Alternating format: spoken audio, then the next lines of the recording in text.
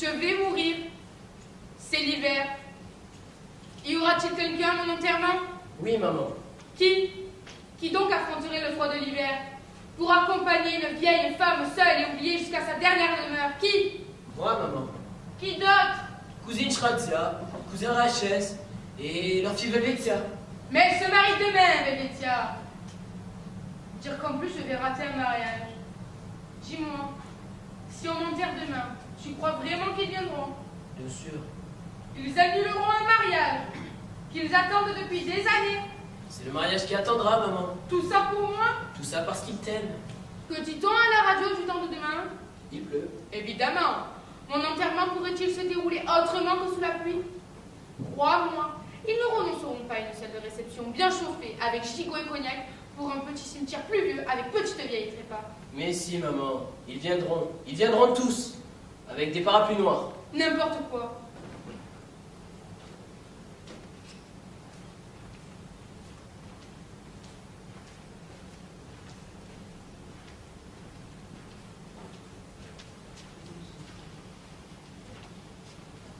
Et allez-vous, près de l'entrée? Et s'il y avait plusieurs entrées? Oh, voilà, près de la grille. Mais, de quel côté? À l'intérieur ou à l'extérieur de la grille? Et l'enterrement? Aura-t-il lieu même s'il pleut des cordes? Et m'informera-t-on si c'est annulé? Le mieux ne serait-il pas que vous me téléphoniez pour m'informer que c'est annulé? Mais peut-on recevoir cet appel téléphonique au cimetière?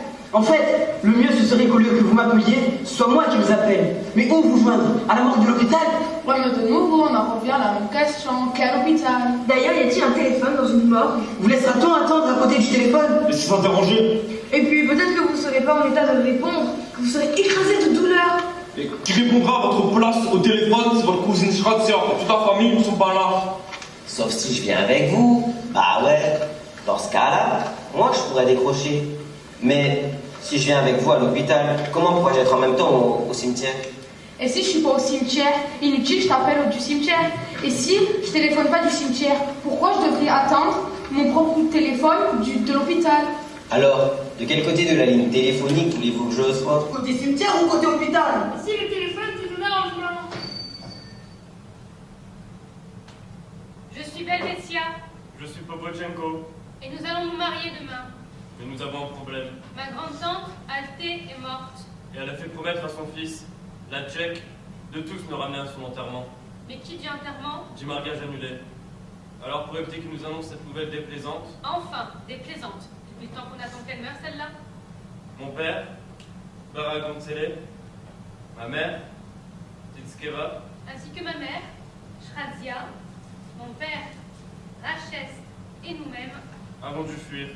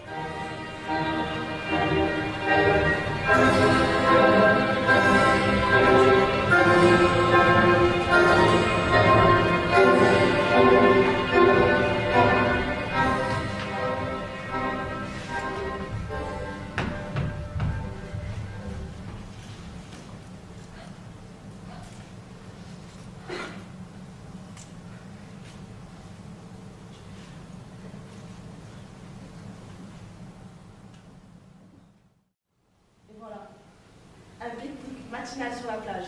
Ici, on n'a rien à craindre du Bobby-Check. Mais super, vraiment super le pique-nique, hein. Un pique-nique qu'on n'oubliera pas de sitôt. Mais vous verrez, dans 10 ans, tout ça nous fera une magnifique aventure. On se rappellera du pique-nique matinal sur la plage, sous la pluie, en pleine nuit. Tout ça nous fera de magnifiques souvenirs. Si on allumait un feu et qu'on dansait à ombre sur le sable. Mais oui, c'est ça, dans une gorge, une petite aura sur le sable et cherche au papa. Alors au moins chantons. Mais oui, c'est ça, chanter une gorge, une petite chanson, cherche toujours au papa. Ça fait longtemps que vous avez entendu chanter. Quand les Tatars sont arrivés, la mer ils sont égorgés. Puis un Tartare sur son cheval en rue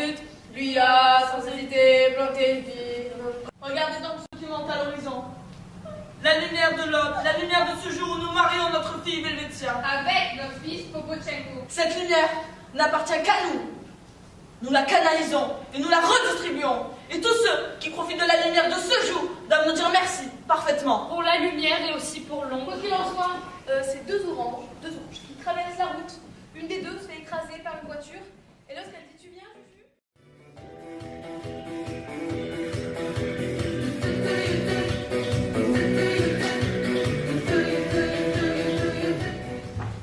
Rosenfrag, en pleine forme. Liechtenstein, idem, la forme. Vous êtes venu faire du sport ou vous suicider? C'était un grand événement. Félicitations. Quoi donc? Un pique-nique matinal en l'honneur du mariage de notre fille Velvetia. Avec notre fils Popochenko. Je vous félicite. Moi, je viens ici tous les matins courir et faire de la gymnastique. Du coup, j'ai l'air d'avoir 10 ans de moins. Quel âge me donnez-vous? 70 ans. Comment? Alors là, vous m'étonnez, madame. J'en ai 60, mais j'en parais 50. Et moi, en février, j'aurai 63 ans, mais j'en parais 53. Et je mourrai 10 ans après la date prévue. Supposons que je meure dans 5 ans. Ça veut dire que ça fait déjà 5 ans que j'aurais dû être couché sous terre. Et je suis là, je respire, je cours sur la plage. C'est ce que j'appelle du bénéfice net. Oui, du bénéfice net. Et grâce à quoi? À une chose qui peut vous paraître ridicule. Le jogging. Je vous le recommande. Certes, se marier c'est bien, mais faire du jogging par tous les temps, dans n'importe quelle condition, c'est encore mieux. Dans n'importe quelle condition, vraiment. Et si demain le soleil ne se levait pas? Franchement, si je n'ai tête à me baser sur le soleil, je me base sur la montre du camp. Venez avec nous. Si vous nous rejoignez dès à présent, vous bénéficierez d'une range de vie autour du mois de décembre. Liechtenstein a raison. Rien qu'avec le jogging d'aujourd'hui, c'est une semaine de vie que vous gagnez. Parce que c'est tout le mois de décembre qui sera pris en compte. Une semaine de vie en plus me ferait certainement pas de mal.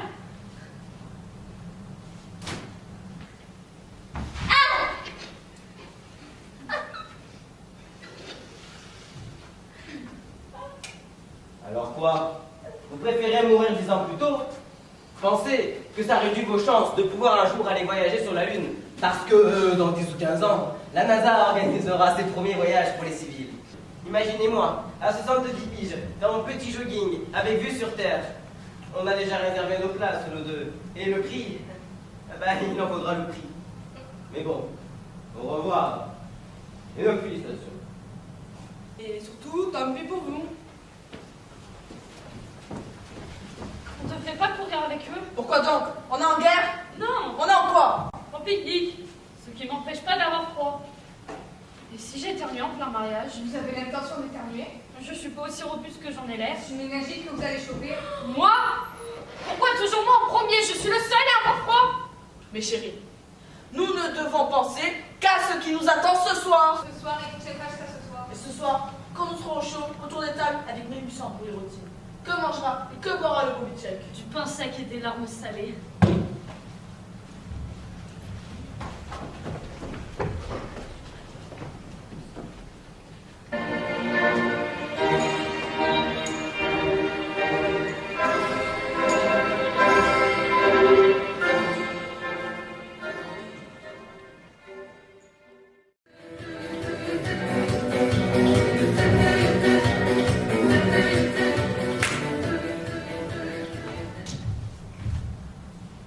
Il y a foule aujourd'hui. Les gens ont peut-être entendu parler de nous. Rosenfrag, en pleine forme. Liechtenstein, idem, la forme.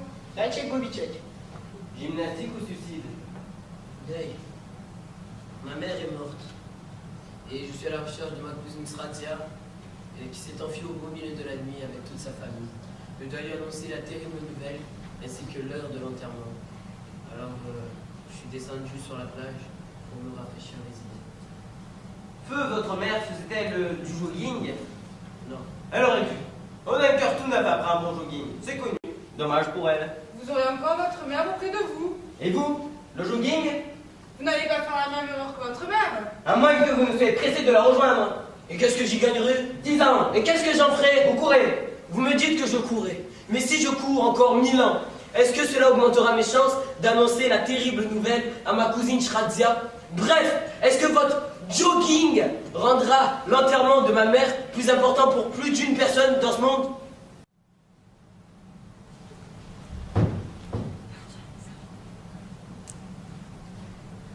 Positif. Le jogging donnera un coup de fouet à votre circulation sanguine et augmentera votre rythme cardiaque. Le jogging oxygénera votre cerveau, augmentera la capacité de votre mémoire et vous évitera la sclérose. De plus, le jogging vous offrira une infinité d'idées nouvelles quant à l'endroit où se trouve votre cousine. Cousine Schratzia. C'est ce que je voulais dire. Et vous trouverez tout un tas de gens qui se précipiteront à l'anniversaire de votre maman. Son enterrement. Parce qu'elle a tout de même vécu. Elle a occupé une petite place dans ce monde. Et le monde est un monde. En avant vers un monde plus sain. Et rallongé de 10 ans.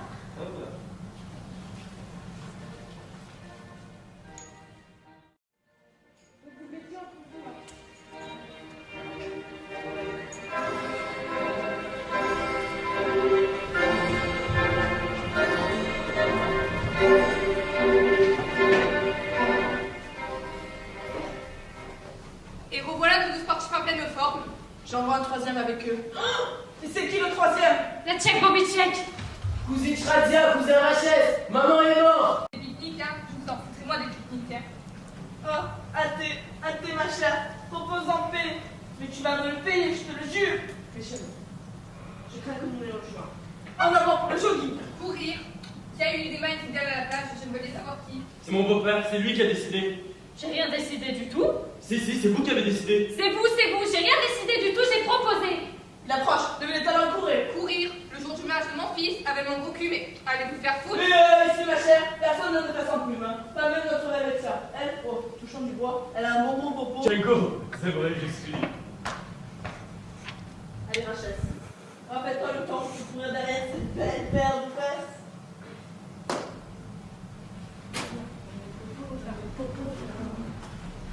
C'est le nord-est que je parle. L'Amérique m'en suit ça.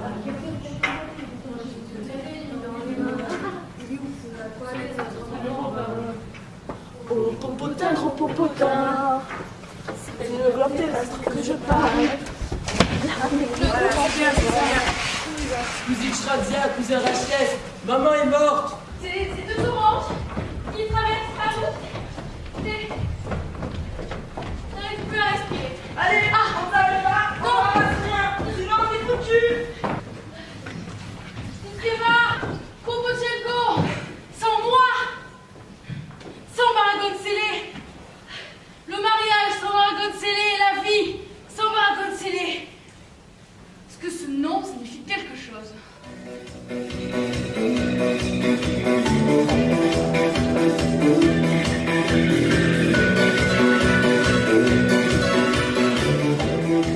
Pas sur le ventre. Pas comme ça le jogging. Comme ça. Il pense peut-être que courir, c'est comme manger de la salade verte. Courir, ce n'est pas manger de la salade verte. Courir, ça s'apprend. Mais j'ai de la famille des mariés. Je suis Maragon-Sélé, le père du marié. Et toi, tu es la Tchèque, le terrible. Ouais.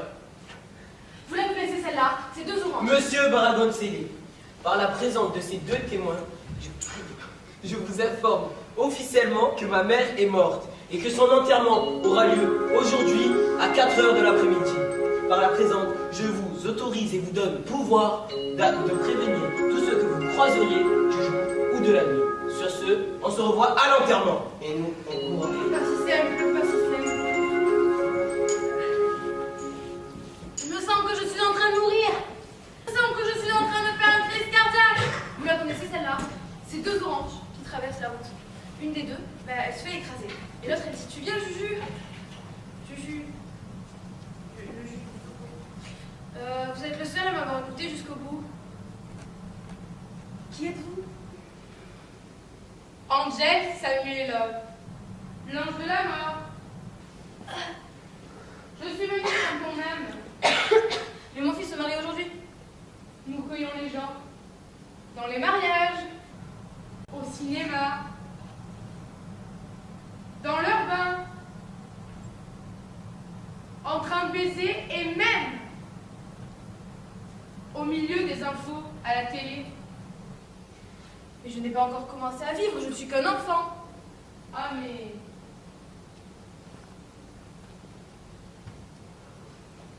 Nous prenons aussi les bébés. Ça va faire mal. As-tu déjà Lâcher un P? Pourquoi? Tu laisses tout simplement échapper le gaz, comme tu l'as toujours fait. Par derrière. Bien sûr, par derrière. À part que cette fois, ce n'est pas un PO2. Tu commences à te soulager et tu ne t'arrêtes surtout pas. Alors, lentement, très lentement, dans un souffle discret et ininterrompu, tu laisses partir ton âme. Jusqu'à ce que tu sois totalement dégonflé. Qu'il ne reste plus que du vide. C'est ça, la mort. Ça doit être agréable, un grand soulagement. Oui.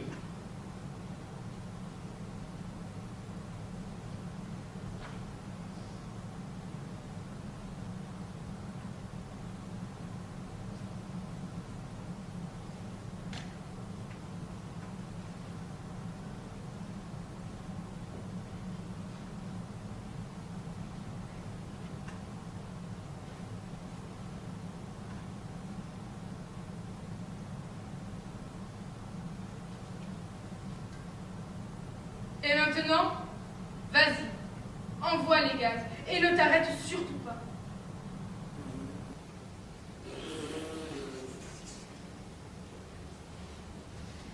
L'âme, ce n'est que ça. En effet, l'âme, ce n'est que ça. L'essence de la vie. En effet, l'essence de la vie, ce n'est que ça. Jamais je ne me serais douté que notre existence reposait sur des choses aussi simples. Rien de très mystique là-dedans. On souffle, on se bite, et puis c'est tout.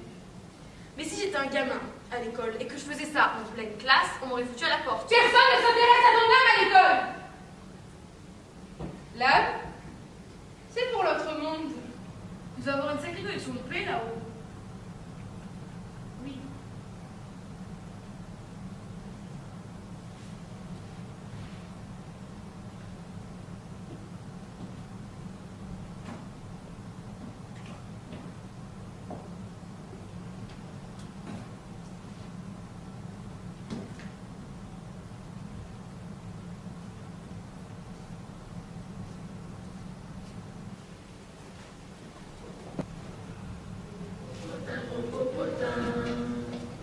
C'est le globe terrestre que je parle, l'Amérique, le grand sud des Alpes. Moi j'ai toutes les nuits dans les mains, ce à quoi les autres hommes rêvent en vain. Oh popotin, oh popotin, c'est le globe terrestre que je parle, l'Amérique, le grand sud des Alpes. Encore une fois. Oh popotin, oh popotin, c'est le globe terrestre que je parle, l'Amérique, le grand sud des Alpes. Moi j'ai toutes les nuits dans les mains, ce à quoi les autres hommes rêvent en vain. Oh popotin, gros popotin, c'est le globe terrestre que je parle, l'Amérique, le grand sud des Alpes.